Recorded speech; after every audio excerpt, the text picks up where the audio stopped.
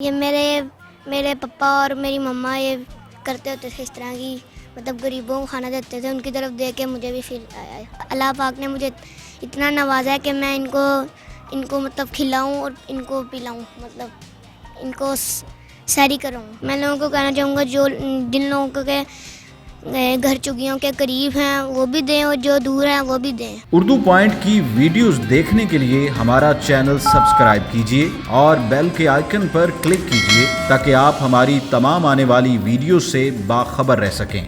अस्सलामुअलैकुम नाज़रीन, आप देख रहे हैं उर्दू पॉइंट और मैं हूं आपका मेज़बान हारिस भट्टी। नाज़रीन 2 बज रहे हैं, सुबह सहरी का वक्त है, लोग सहरी का इंतज़ाम कर रहे हैं। इस वक्त मेरे साथ एक ऐसा बच्चा मौजूद है, नाम इसका हसीब है।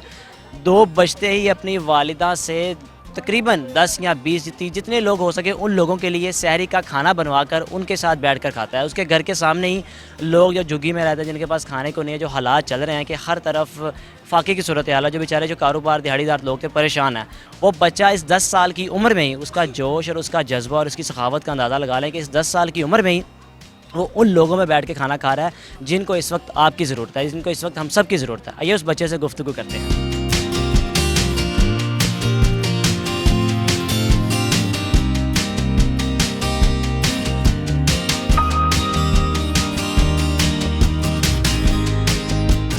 वालेकुम अस्सलाम। बेटा आप 10 साल के हो और माशाल्लाह सहरी के वक्त उठ कैसे जाते हो आप?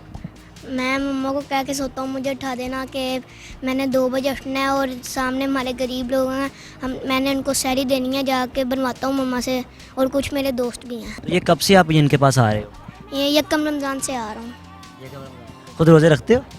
जी कभी कभार छूट जाता है, रखता ज़रूर हूँ। ये मेरे पापा और मेरी मम्मा ये करते होते थे इस तरह की, मतलब गरीबों को खाना देते थे। उनकी तरफ देख के मुझे भी फील आया है। तो ये आपके घर के सामने ही रहते हैं, तो क्या क्या खाना इनके क्या क्या लेकर आते हो इनके लिए रोज़ाना?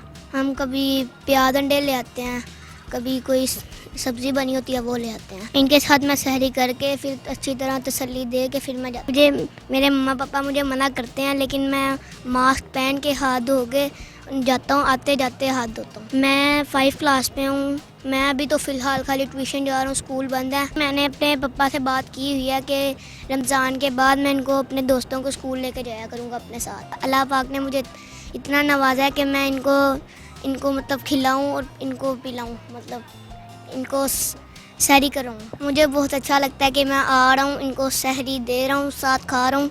मुझे बहुत अच्छा लगता है। कोरोना आया हुआ है, मेरे वालिद साहब ने मुझे कहा था जितना आपसे हो सके उतना करो। कहते हैं कि जाओ, और कभी कभार वो रोकते हैं, लेकिन मैं कहता हूँ नहीं, मैंने जाना है। मैं लोगों को कहना चाहूँगा जो जिन लोगों के घर चुगियों के करीब हैं वो भी दें और जो दूर हैं वो भी दें, जितना हो सके वो करें।